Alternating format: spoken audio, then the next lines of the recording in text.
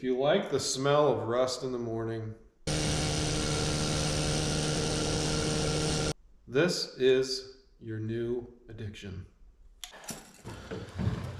What's up, fools? Happy New Year. On this episode of I Use This Tool, I'm going to be showing you my Harbor Freight Needler. This guy is $100. It works wonders on rust. Well, at removing nasty, flaky rust from your frames or your engine blocks. And this wonderful example right here, we have a 4.8 liter LS-based engine that was sitting on the bow of the Titanic. Also, wear hearing protection because your ears will bleed. And eye protection, unless you enjoy having specks of metal tweezed out of your eyeballs with a needle point. The Harbor Freight Chief Needler. Air Needle Scaler.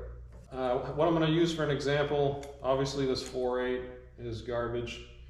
We're going to make the cylinder walls even thinner than they are now because who cares? We're going to preserve this thing by needling it, and then I'm going to, I guess, wash it or something, and then maybe spray some paint on it, and we'll get a little before and after look at the efficiency of the Harbor Freight Chief Air Needle Scaler. There's 19 needles on here. It has 3 different hardness settings. I tried the lowest one, and it worked all right, but I wanted to step it up a notch because I'm really trying to just obliterate every speck of rust on this thing. You know, there's no, why hold back, right? This isn't about delicacy, finesse. It's just about making the biggest rust cloud that you can while making the most noise that you can. So, there we go. Get my hearing protection.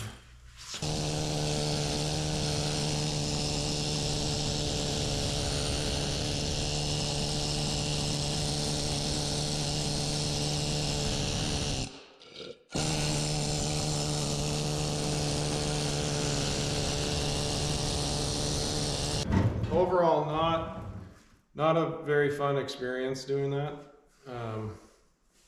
Wear a respirator probably. I'm sure I'll have like the boogers in the shower later are gonna be just disgusting. They're gonna be so brown from rust. That's just one side of this block. That's a good half-inch thickness of GM block right there. 20-year-old GM block. Impressions with the scaler are good, favorable. I give it a 7.5 out of 10. Probably, there's still a couple pieces here I'm gonna hit again second time around. Overall, pretty happy with the outcome. To do both sides of the block, my 80-gallon compressor kicked on, I think 3 times. If anybody's curious, if you got a small compressor, don't even buy this thing. Like it's like, you might as well just cut your airline with a razor and see how your compressor does.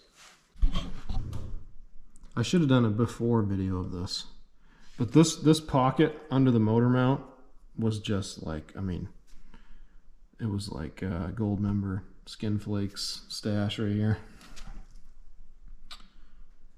So I gotta hit this little area here a little bit more, and there's a little bit in here. But look at I'm surprised about like that it's kind of glossy. It's kind of shined up. So I guess what I'll do is I'll probably hit this a second time now, just in those hard to get areas that I kind of missed. And then maybe prep it somehow and put a little fog of black, just spray paint on there. And it'll be about as good as it gets for you know, a $400 4.8 long block. And then we can put like 49,000 pounds of boost to it and send it down the track. What am I doing with this thing? Exact tolerances for painting that GM used based on how the block aged. This is exactly what they did. Rust-Oleum flat black. Hot rod black, obviously. That's what we call it. A little bit on the deck surface there. Help seal the head gaskets. I'm just kidding. I'm going to clean the deck surface after. Prior to assembly, right? Make sure you paint the block upside down so when you flip it over and it's right side up when it goes in the truck, you have all kinds of spots that you missed. So you have like this cool camo rust flat black pattern. I'll have to put this on Marketplace for like 2,000 bucks. Don't do what I'm doing. Yes, sir. My patience today is at an all-time low, so I didn't wait. The paint's still a little wet. It's like a little glossy down here and in certain spots, but I'm really happy with how this turned out for being a complete mess, rusty, flaky croissant block at the start of the video. So, there you guys have it. The Chief Harbor Freight Air Needle Scaler. It works pretty good. I'm deathly afraid of needles, and you know, this thing, it was fun. So that's it for this episode. Thanks for watching, you guys. See you again. Bye.